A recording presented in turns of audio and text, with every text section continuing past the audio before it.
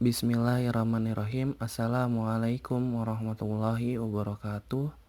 Setelah di sesi pertemuan yang lalu kita membahas pembahasan yang pertama tentang al-kalam, maka di sesi kali ini kita akan membahas pembahasan kedua dari materi nahwu, yaitu tentang pembagian al-kalam.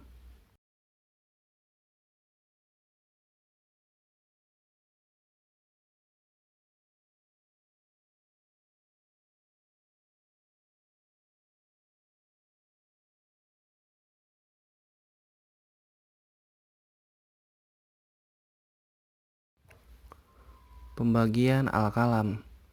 Satuan al-kalam dibagi menjadi 3. Yang pertama ialah al-isim. Yang kedua ialah al-fi'lu atau yang biasa disebut dengan fi'il. Yang ketiga ialah harf atau yang biasa disebut dengan huruf. Nah, pada pembahasan kali ini kita akan membahas pengertian dari ketiga tersebut dan karakteristik yang dimiliki masing-masing dari satuan al-kalam tersebut. Karakteristik isim, karakteristik fi'il, dan karakteristik harf. Tentunya setiap satuan al-kalam memiliki karakteristik tersendiri dan karakteristik tersebut membedakannya dari yang satu ke yang lain.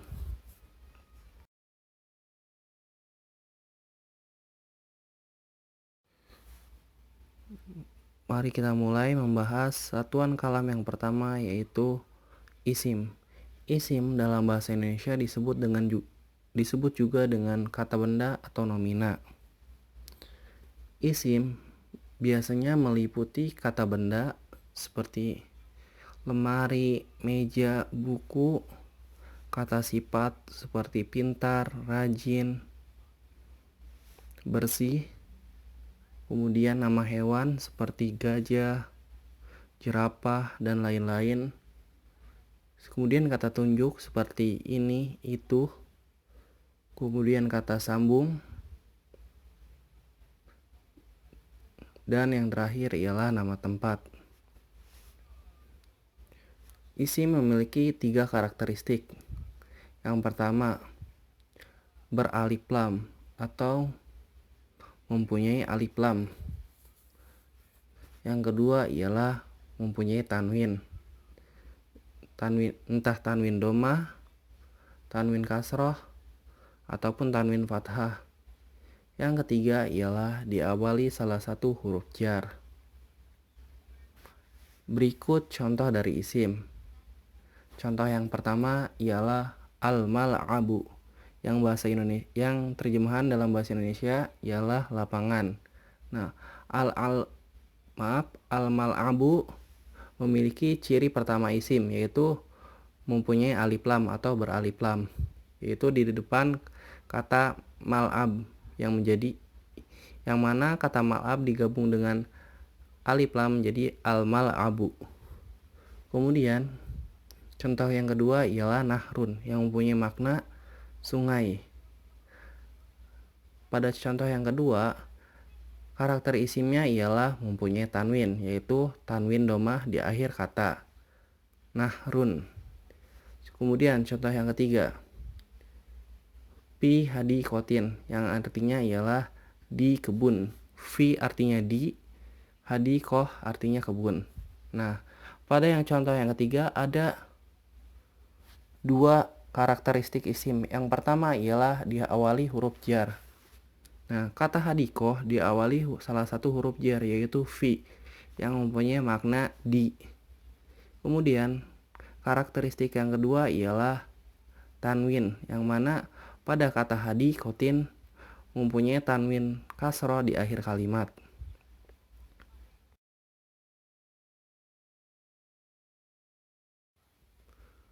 Satuan kalam yang berikutnya ialah fi'il.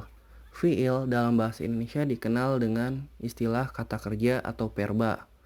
Fi'il dalam bahasa Arab terdiri atas kata kerja masa lampau, atau dalam bahasa Inggris disebut dengan past tense. Di bahasa Arab disebut dengan fi'lul madhi. Kemudian kata kerja masa sekarang dan yang akan datang dalam bahasa Inggris present and future tense. Di dalam bahasa Arab present and future tense disatukan, sedangkan di dalam bahasa Inggris dipisahkan. Nah, kata kerja ini dalam bahasa Arab disebut dengan fi'lul mudhari.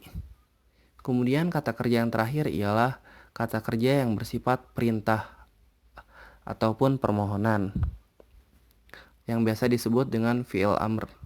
Nah, dalam bahasa Arab hanya 3 kata kerja yang terikat dengan waktu, sedangkan dalam bahasa Inggris ada 16 kata kerja yang terikat dengan waktu, sedangkan dalam bahasa Indonesia tidak ada kata kerja yang terikat dengan waktu. Nah, inilah perbedaan kata kerja atau fiil di masing-masing bahasa. Kemudian, fiil juga memiliki karakteristiknya yang unik, yang membedakannya dari isim. Karakteristik yang pertama ialah tidak memiliki karakteristik isim, yaitu tidak memiliki alif lam, tidak bertanwin, dan tidak diawali salah satu huruf jar.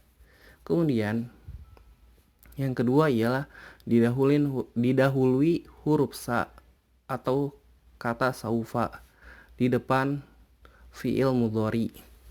Kemudian, yang terakhir ialah didahului kata qad pada fiil maldi, yaitu pada fiil masa lampau. Berikut contoh dari fiil serta penjelasan karakteristiknya. Contoh yang pertama ialah dhahaba, yang mempunyai arti dalam bahasa Indonesia pergi. Dhahaba memiliki karakteristik yang pertama, yaitu tidak memiliki karakteristik isim, yang mana dhahaba tidak memiliki tanwin, yang mana harokat akhirnya ialah fathah bukan fathatain.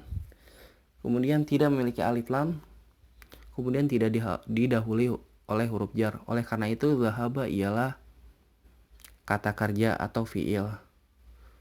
Kemudian yang selanjutnya ialah sayat bahu, yang mempunyai arti dalam bahasa Indonesia ialah akan memasak.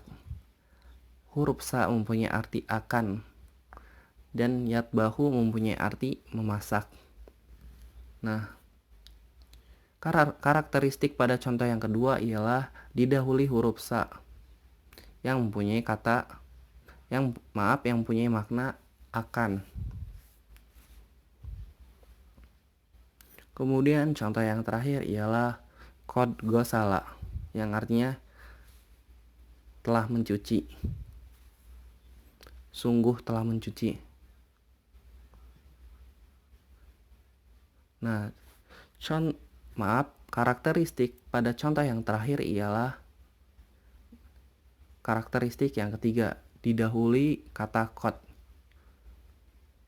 Nah, kata qad biasa bermakna untuk suatu penegasan. Dalam bahasa Indonesia biasanya diterjemahkan dengan arti telah atau sungguh, untuk menegaskan bahwa pekerjaan tersebut telah dilakukan atau sungguh telah dilakukan.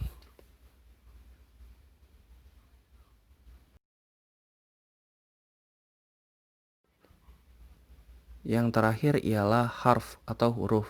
Harf ialah kata selain isim dan fiil yang tidak bisa berdiri sendiri dan tidak memiliki arti yang sempurna atau tidak jelas tanpa bergabung dengan kata-kata yang lain, yaitu fiil dan isim, dalam sebuah kalimat.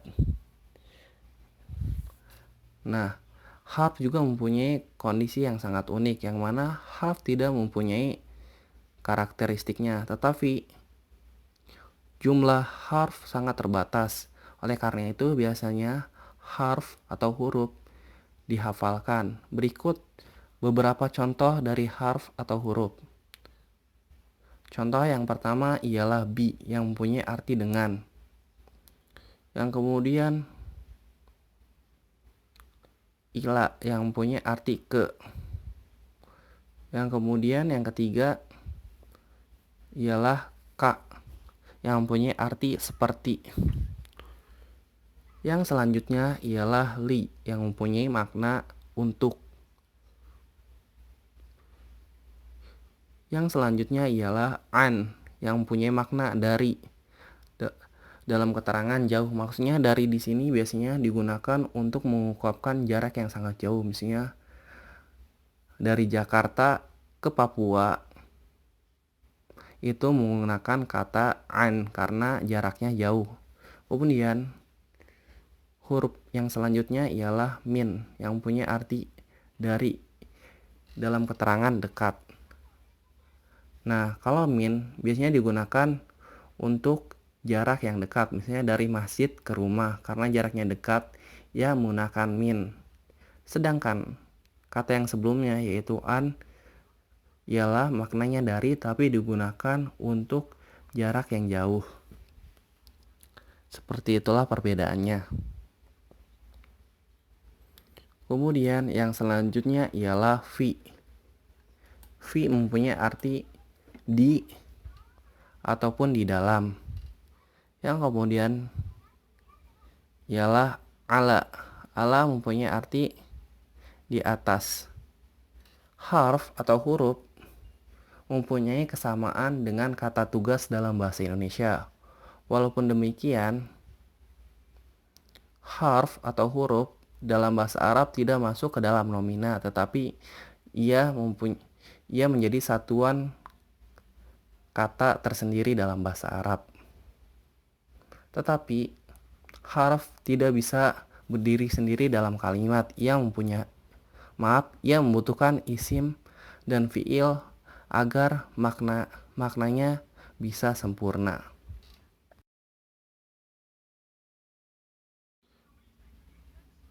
Setelah kita mempelajari isim, fiil, dan harf beserta karakteristiknya masing-masing, di sini kita akan membedakan isim, fiil, dan harf yang mana di tabel ini berisi ketiga satuan kalam tersebut. Di sini kita akan mengidentifikasi mana isim, mana fiil, dan mana harf. Kata yang pertama ialah ila yang punya arti ke. Kata ila termasuk ke dalam jenis harf karena kata ila ada di dalam salah satu contoh di tabel harf. Kemudian kata darosa yang mempunyai arti belajar. Kata darosa tidak memiliki tanwin, tidak memiliki alif lam, dan tidak didahului oleh huruf jar. Oleh karena itu, ia bukanlah isim. Kemudian kata darosa juga tidak ada di tabel harf atau huruf. Oleh karena itu, darosa ialah fiil, dan darosa memiliki karakteristik fiil yang pertama, yaitu tidak memiliki karakteristik isim. Yang kemudian kata ketiga ialah kursiun yang mempunyai arti kursi. Kursiun termasuk ke dalam isim karena ia memiliki salah satu karakter isim yaitu tanwin domah. Kemudian nalboro mempunyai arti melihat. Nalboro tidak memiliki karakteristik isim. Oleh karena itu nalboro mungkin fiil dan mungkin harf.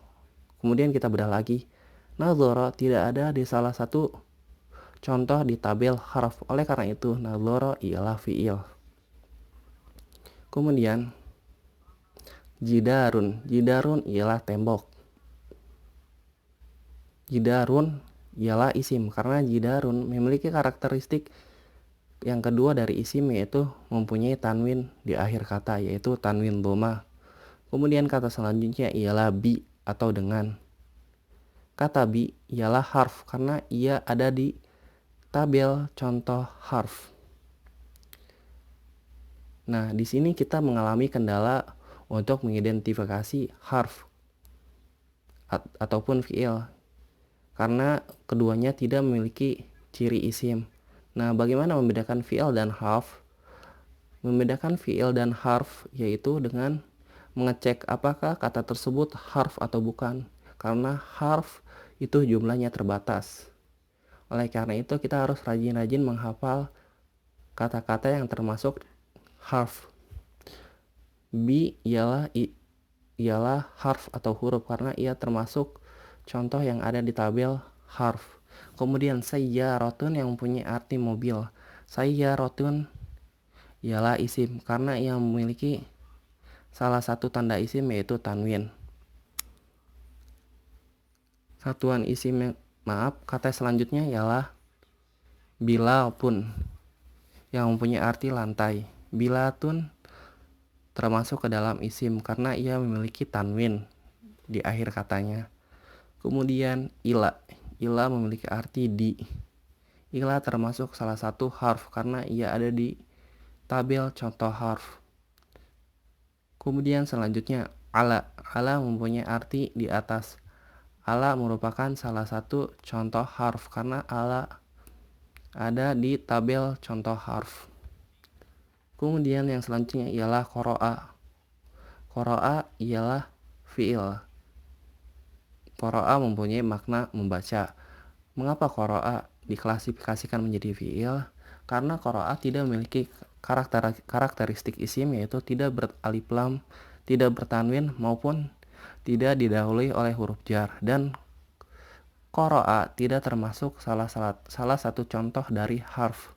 Kemudian ghurfatun. Ghurfatun ialah isim karena ghurfatun mempunyai tanwin di akhir kata. Ghurfatun bermakna ruangan. Yang selanjutnya ialah samaun. Samaun mempunyai arti langit. Samaun ialah isim karena ia memiliki karakteristik isim yang kedua, yaitu bertanwin atau mempunyai tanwin. Yang terakhir ialah kataba. Kataba mempunyai arti menulis. Kataba termasuk salah satu contoh dari fi'il, yang mana kataba tidak memiliki tanwin, tidak memiliki alif lam, dan tidak didahului oleh huruf jar. Dan kataba juga tidak termasuk salah satu contoh dari harf.